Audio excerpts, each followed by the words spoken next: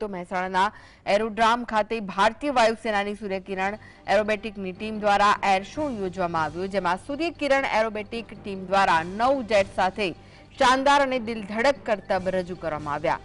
મહેસાણાના ઇતિહાસમાં પ્રથમ વખત ભારતના ફાઇટર જેટ્સ 900થી 1000ની ઝડપે શૌર્યની ઉડાન ભરી।